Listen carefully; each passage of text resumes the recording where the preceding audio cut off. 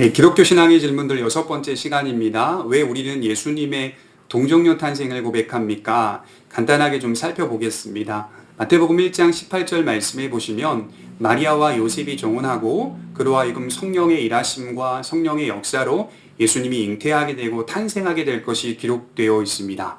예수님의 탄생이 성령의 일하심이었고 성령의 역사였다라는 사실을 기록하고 있고, 예수님의 탄생 속에 하나님은 동정녀 마리아를 사용하셔서 그 일들을 이루셨다라고 기록하고 있습니다. 여기서 동정녀라고 하는 단어가 굉장히 중요한데요. 남자를 전혀 알지 못한다, 순결하다, 정결하다라는 뜻을 가진 단어입니다.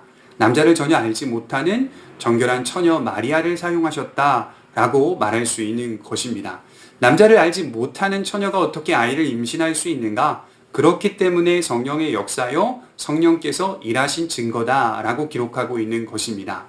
예수님은 이 땅 가운데 참된 사람으로 오셨습니다. 그럼에도 불구하고 예수님에게는 히브리서 4장 15절 말씀처럼 죄가 없으시다, 이렇게 말씀을 하고 있는 것이죠.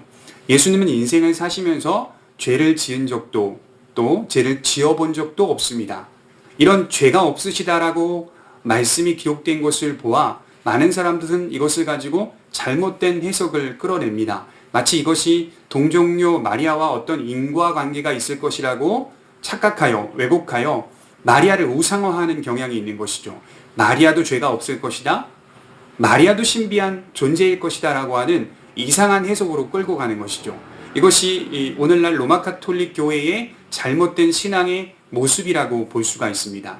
여러분, 마리아는 우리와 똑같은 죄인이요 연약한 인간입니다. 연약한 존재입니다.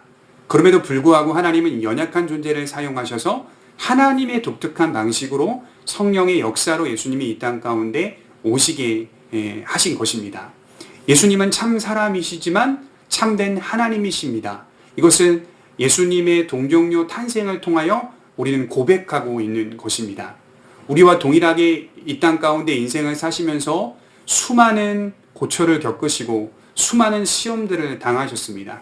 그럼에도 불구하고 예수님은 하나님으로서 또 사람으로서 그 모든 고난과 역경 속에서 믿음을 지켜내시며 하나님께서 예수님께 부여한 그 하나님의 뜻을 성취하시는 것을 볼 수가 있습니다.